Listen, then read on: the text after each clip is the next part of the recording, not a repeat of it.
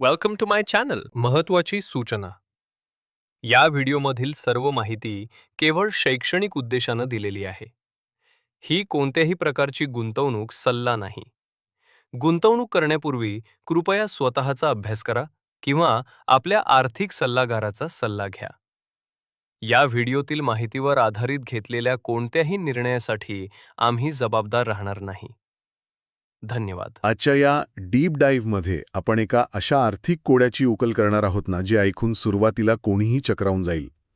आपण उपलब्ध स्रोतांवरून, ज्यामध्ये इन्व्हेस्टर प्रेझेंटेशन्स आणि आर्थिक आकडेवारी आहे, जिओ फायनान्शियल सर्व्हिसेस म्हणजेच JFSच्या चौथ्या तिमाहीच्या निकालांबद्दल सविस्तर बोलणार आहोत. हां, आणि हे आकडे खरंच खूप रंजक आहेत.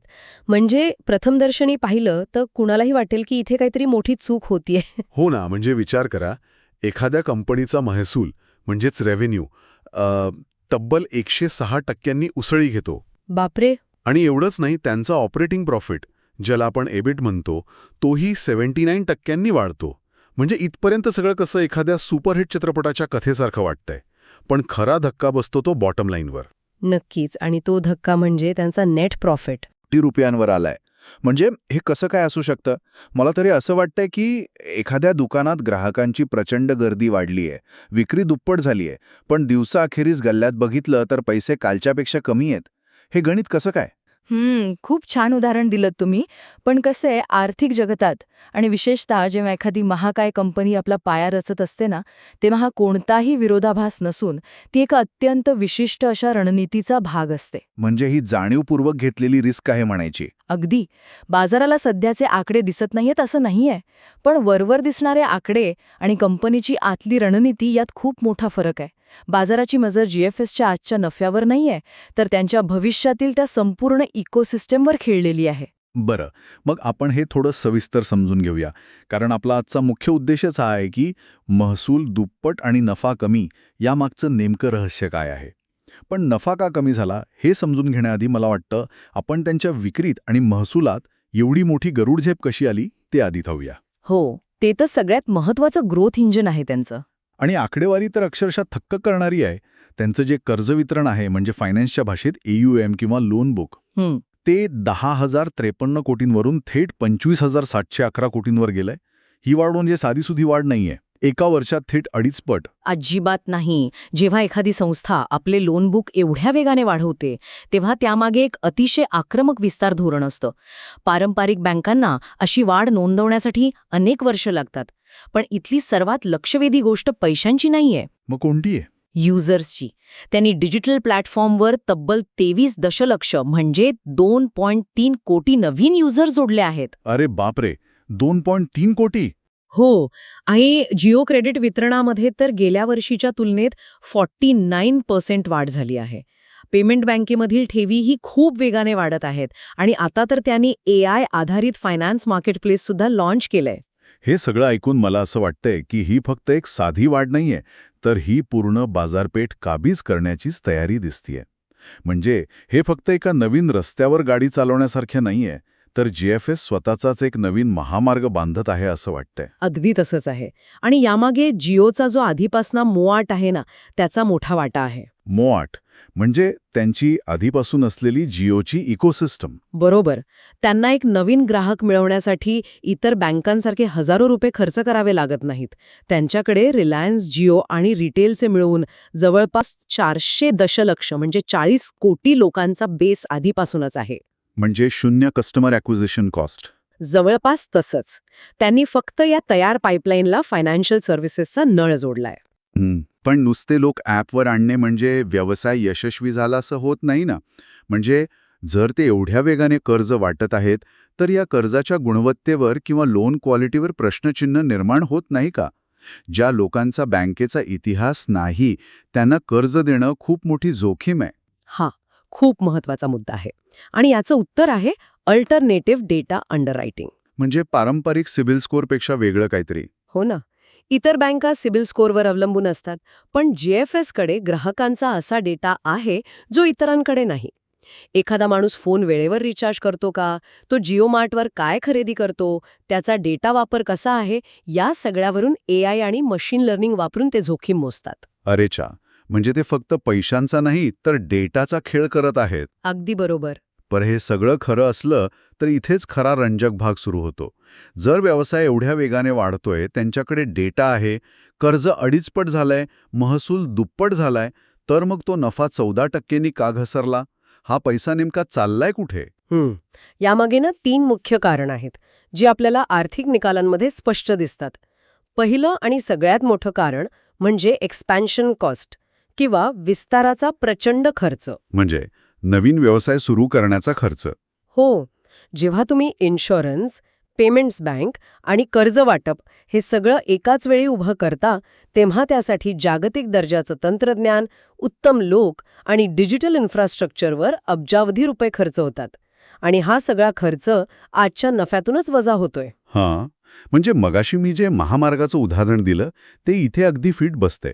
जोपर्यंत तो महामार्ग पूर्णपणे बांधून होत नाही, तोपर्यंत फक्त सिमेंट, डांबर आणि मजुरीवर पैसा जाणार. त्या काळात 1 रुपयाचाही नफा होणार नाही. पण एकदा गाड्या धावू लागल्या की येणारा टोल हा थेट नफा असेल. अगदी अचूक. आणि याच महामार्गाच्या बांधणीचा एक भाग म्हणजे त्यांचा पेमेंट्स बँकेचं नुकसान. नुकसान? पण पेमेंट्स बँकेत तोटा का होतोय? तिथे तर फक्त लोक व्यवहार करतात ना. कसंय, हे क्षेत्र प्रचंड स्पर्धेचं आहे आणि मार्जिन खूप कमी असतं. सुरुवातीला ग्राहकांना सवय लावण्यासाठी खूप सारे ऑफर्स, कॅशबॅक, मोफत सेवा द्याव्या लागतात. याला लॉस लीडर स्ट्रॅटेजी म्हणतात. अच्छा, म्हणजे सुरुवातीला स्वतःहून तोटा सहन करायचा. हो, कारण एकदा ग्राहकाला सवय लागली की त्याला विमा किंवा कर्ज विकता येतं. पण आज घडीला हा तोटा त्यांच्या एकूण नफ्याला खाली खेचतोय. आणि याशिवाय आपल्या स्रोतांमध्ये अजून एका गोष्टीचा उल्लेख आहे, ज्यामुळे नफा कमी झालाय, ती म्हणजे ग्लोबल मार्केट व्होलॅटिलिटी किंवा जागतिक बाजारातील अस्थिरता. याचा त्यांच्या ट्रेझरी उत्पन्नावर कसा परिणाम झालाय? कोणतीही फायनान्शियल कंपनी आपले सगळे पैसे कर्जरूपात देत नाही. काही रक्कम ते सुरक्षिततेसाठी बॉन्ड्स किंवा शेअर बाजारात गुंतवतात. गेल्या काही तिमाहीत जागतिक पातळीवर व्याजदरांमध्ये जी अस्थिरता होती, त्यामुळे या ट्रेझरी इन्कममधून येणारा परतावा कमी झाला. म्हणजे मूळ व्यवसायातून महसूल वाढला, पण ते जे पॅसिव्ह इन्कम होतं ते कमी झालं. अगदी तसंच. पण मला इथे एक प्रश्न विचारायचा आहे. शेअर बाजार किंवा गुंतवणूकदार हे नेहमीच शॉर्ट टर्म नफ्याकडे बघतात ना? त्यांना दर 3 महिन्यांनी रिझल्ट्स हवे असतात. मग कंपनी हा धोका का पत्करत आहे? म्हणजे आजचा नफा जाणीवपूर्वक पणाला लावून ते बाजाराला नाराज करत नाहीयेत का? त्यांना हे असं शॉर्ट टर्म नुकसान खरंच मान्य असतं का? हाच तर तो मोठा फरक आहे. जर आपण हे मोठ्या चित्राशी जोडून पाहिलं तर व्यवस्थापनाचं उद्दिष्ट एकदम स्पष्ट आहे. ते एका Amazon मॉडेलवर काम करत आहेत. Amazonनेही सुरुवातीला अनेक वर्ष नफा कमावला नाही. हो, ते सगळे पैसे परत व्यवसायात टाकत होते. बरोबर. JFSला फक्त एक कर्ज देणारी कंपनी नाही बनायचंय, तर त्यांना एक संपूर्ण आर्थिक इकोसिस्टम उभी करायची आहे. अल्पकालीन नफ्यापेक्षा दीर्घकालीन वाढीवर त्यांचं लक्ष आहे. आणि बऱ्याच मोठ्या गुंतवणूकदारांना ही रणनीती समजते. म्हणजे नफ्यातील ही घसरण वाया गेलेली रक्कम नाहीये, तर ती भविष्यातील महाकाय योजनांची पायाभरणी आहे. नक्कीच. थेट ब्लॅकरॉक सोबत जॉईंट व्हेंचर केलंय. हो, ही खूप मोठी बातमी होती. पण मला एक सांगा, भारतात आधीच इतक्या कंपन्या म्युच्युअल फंड विकतायत. मग JFSला स्वतःचा फंड सुरू करण्यासाठी थेट ब्लॅकरॉक सारख्या जागतिक महाकाय कंपनीची का गरज लागली? यामागे खूप मोठी स्ट्रॅटेजी आहे. ब्लॅकरॉक ही जगातील सर्वात मोठी ॲसेट मॅनेजमेंट कंपनी आहे. पण त्याहूनही महत्त्वाचं म्हणजे ते पॅसिव्ह इन्व्हेस्टमेंट आणि ETFमध्ये जगात नंबर 1 आहेत. भारतीय बाजारपेठ आता याच पॅसिव्ह फंड्सकडे वळत आहे. ब्लॅकरॉककडे जगातील सर्वोत्तम तंत्रज्ञान आहे, जसं की त्यांचं अल्लादीन हे रिस्क मॅनेजमेंट सॉफ्टवेअर. म्हणजे तंत्रज्ञान ब्लॅकरॉकचं आणि डिस्ट्रीब्युशन किंवा ग्राहक जिओचे. अरे बापरे, हे पारंपरिक बँकांसाठी खूप मोठं आव्हान असेल. नक्कीच. आणि हे फक्त म्युच्युअल फंडावर थांबलेले नाहीयेत. विमा क्षेत्रात विस्तारासाठी त्यांनी अलियान्ससोबतच्या भागीदारीला मंजुरी मिळवली आहे. अलियान्स म्हणजे युरोपमधली आणखी एक महाकाय कंपनी. हो, तिथेही तीच रणनीती आहे. विमा क्षेत्रात जोखीम मोजणं खूप क्लिष्ट असतं. अलियान्सकडे तो जागतिक अनुभव आहे. JFSला शून्यातून काहीच बनवायचं नाहीये. ते अलियान्सची उत्पादने घेतील आणि जिओच्या नेटवर्कवरून विकतील. आणि यासोबतच आंतरराष्ट्रीय पेमेंटसाठी म्हणजे क्रॉस बॉर्डर पेमेंटसाठी त्यांना परवाना मिळालाय. म्हणजे कर्ज, पेमेंट्स, विमा आणि आता मालमत्ता व्यवस्थापन हे सगळं एकाच छताखाली. हो, एक कम्प्लीट सुपर ॲप.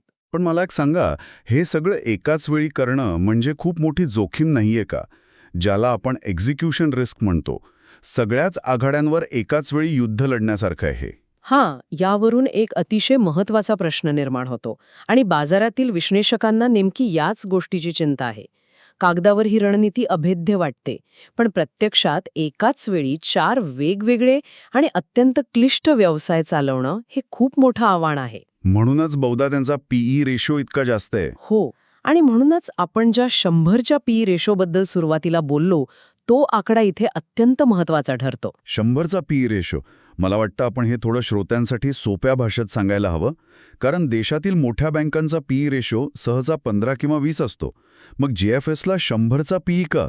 सोप्या भाषेत सांगायचं तर, कंपनी आज जो 1 रुपया नफा कमवत आहे, त्यासाठी गुंतवणूकदार चक्क 100 रुपये मोजायला तयार आहेत. बाजाराने या कंपनीला एका बँकेचे मूल्य दिलेले नाहीये, तर एका जागतिक फिनटेक प्लॅटफॉर्मचे मूल्य दिलंय. म्हणजे ते आजच्या नफ्यावर नाही, तर भविष्यातील त्या महामार्गावर पैसे लावत आहेत. बरोबर. पण यात एक खूप मोठी जोखीम आहे. 100च्या पीचा अर्थ हाच आहे की बाजाराने त्यांच्याकडून 100% यशाची अपेक्षा ठेवलीये. जर त्यांच्या अंमलबजावणीत थोडी जरी चूक झाली, म्हणजे एखादं उत्पादन चाललं नाही किंवा कर्जे बुडाली, हो, तर हे एवढं मोठं व्हॅल्युएशन टिकवणं कठीण होईल आणि स्टॉक प्रचंड वेगाने खाली येऊ शकतो. बरं, तर आता या सगळ्याचा अर्थ काय होतो? या सगळ्याचा बाजारावर आणि कंपनीच्या भविष्यावर काय परिणाम होऊ शकतो, हे आपण स्रोतांच्या आधारे थोडं तटस्थपणे पाहूया. जर आपण तटस्थपणे पाहिलं तर दोन्ही बाजू भक्कम आहेत. सकारात्मक बाजूला बघितलं तर त्यांचा कर्ज व्यवसायातील वेगवान विस्तार, ब्लॅक रॉक आणि अलियान्ससोबतच्या भागीदारी आणि जिओचा प्रचंड मोठा डेटाबेस. पण चिंतेची बाब म्हणजे मार्जिनवर असलेला दबाव आणि वाढलेला खर्च. हे सगळं भविष्यातील यशस्वी अंमलबजावणीवर अवलंबून असणार आहे. म्हणूनच आपल्या स्रोतांमध्ये या रिझल्टचं रेटिंग ॲव्हरेज किंवा सरासरी देण्यात आलाय ना. अगदी बरोबर. अल्पकाळात नफ्यावर असाच दबाव राहील आणि स्टॉक अस्थिर राहू शकतो. पण आपण हे लक्षात घेतलं पाहिजे की हा व्यवसाय अजूनही गुंतवणुकीच्या टप्प्यात आहे. म्हणजे श्रोत्यांसाठी याचा सारांश असा सांगता येईल की हे एक असं पीक आहे ज्याला फळे यायला वेळ लागेल, पण जेव्हा येतील तेव्हा ती प्रचंड मोठी असू शकतील. दीर्घकाळात हा भारतातील सर्वात मोठा फायनान्शियल प्लॅटफॉर्म बनण्याची शक्यता आहे. नक्कीच. ही एका मोठ्या आर्थिक क्रांतीची सुरुवात असू शकते. तर आजच्या या डीप डाईव्हमध्ये आपण पाहिलं की महसूल दुप्पट आणि नफा कमी हा काही आकड्यांचा गोंधळ नाहीये. ती एक अत्यंत विचारपूर्वक आखलेली रणनीती आहे. हो, आज नफ्याची तडजोड करून उद्या संपूर्ण बाजारपेठेवर अधिराज्य वाजवण्याची तयारी आहे ही. पण या चर्चेच्या शेवटी मला एक अत्यंत वेगळा आणि विचार करायला लावणारा मुद्दा समोर आणायचा आहे. कोणता? आपण पाहिलं की एकच कंपनी तुम्हाला घर घेण्यासाठी कर्ज देणार आहे, तुमचा आजारपणातील विमा काढणार आहे, तुमची भविष्यातील गुंतवणूक मॅनेज करणार आहे आणि तुमचे रोजचे पेमेंटसुद्धा तीच बघणार आहे. हो, सगळं एकाच छताखाली. पण जेव्हा एखादीच महाकाय कंपनी माणसाच्या आयुष्यातील प्रत्येक आर्थिक निर्णयात इतकी खोलवर सामील असते, तेव्हा ती कंपनी फक्त एक सेवा पुरवणारी कंपनी राहते की त्या व्यक्तीच्या संपूर्ण आर्थिक आयुष्याची नियंत्रक बनते? हा खरंच विचार करायला लावणारा प्रश्न आहे. एकाच इकोसिस्टीममध्ये मिळणाऱ्या सर्व सेवा ही ग्राहकांसाठी खरोखरच एक मोठी सोय आहे की नकळत विणले जाणारे एक अदृश्य जाळे, यावर नक्की विचार करा. याच गहन प्रश्नासोबत आजची ही चर्चा आपण इथेच थांबूया. व्हिडिओ आवडला असेल तर लाईक करा आणि अशाच युजफुल व्हिडिओसाठी चॅनलला सबस्क्राईब करायला विसरू नका.